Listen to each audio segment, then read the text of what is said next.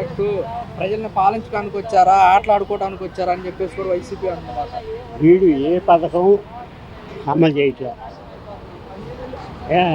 వచ్చేది మటుకు ఈ కూటమి గోదావరిలో కలుస్తుందో కృష్ణానదిలో కలుస్తుందో లేకపోతే బంగాళాఖాతంలో కలుస్తుందో తెలియదు. అది విషయం. అంటే మూడు పార్టీలు కలిసి ఉన్నాయి, బలంగా ఉన్నాయి. బలంగా ఉంది. ఎంతవరకు నీకు రూపాయి ఇవ్వాల్సిన వాడు నీకు రూపాయి ఇవ్వకపోతే ఊరుకుంటావా? ఎవరి పథకం వాళ్ళకి కావాల్సిందేగా, ఇవ్వకపోతే వ్యతిరేకంగా. అది వైసీపీ వాళ్ళు అన్నమాట 11 సీట్లు వచ్చినాయని ఎక్కిలిగా చేస్తున్నారు. అక్కడ సీట్లు కాదు, ఈసారి పోటీ చేస్తే ఆడే వచ్చేది జగనే వస్తారు.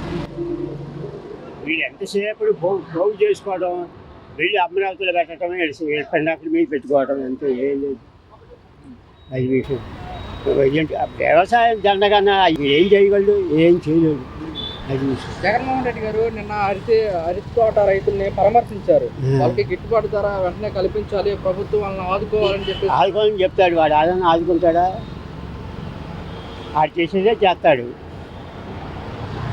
అది రైతులకి వైఎస్ఆర్ కాంగ్రెస్ పార్టీలో అధికారం ఉన్నప్పుడు అండగా నిలబడ్డాము, రైతులకి భరోసా ఇచ్చాము.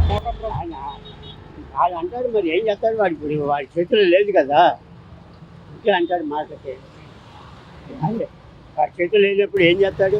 ఏదో మొక్క పెడతాడు అంతే. అది 3 ఏళ్ళు కళ్ళు మూసుకుంటే మళ్ళీ వైఎస్ఆర్ కాంగ్రెస్ పార్టీ అధికారంలోకి గ్యారంటీగా వస్తుంది.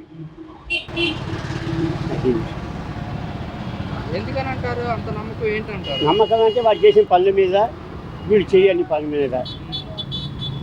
వాడు అన్ని నవరత్నాలు అన్నాడు, అన్నీ చేశాడు కాబట్టి వాడు వస్తాడు అన్నారు. వీడు ఏం చేయలేదు కాబట్టి రాడు అంటున్నారు. జగన్మోహన్ రెడ్డి గారు కూడా ప్రెస్ మీట్ పెట్టినప్పుడు కానీ ఇట్లా ప్రజల్లోకి వెళ్ళినప్పుడు కూడా చెప్తున్నారు, 9 ఏళ్ల కూటమి ప్రభుత్వంలో మొత్తం వ్యతిరేకత వచ్చేసింది, మేము ఇచ్చిన పథకాలు ఇంకా ప్రజలు గుర్తు పెట్టుకున్నారని చెప్పేసి. అవును, గుర్తుపెట్టుకున్నాం. అలాగే నేనే గుర్తుపెట్టుకున్నా. అది విషయం.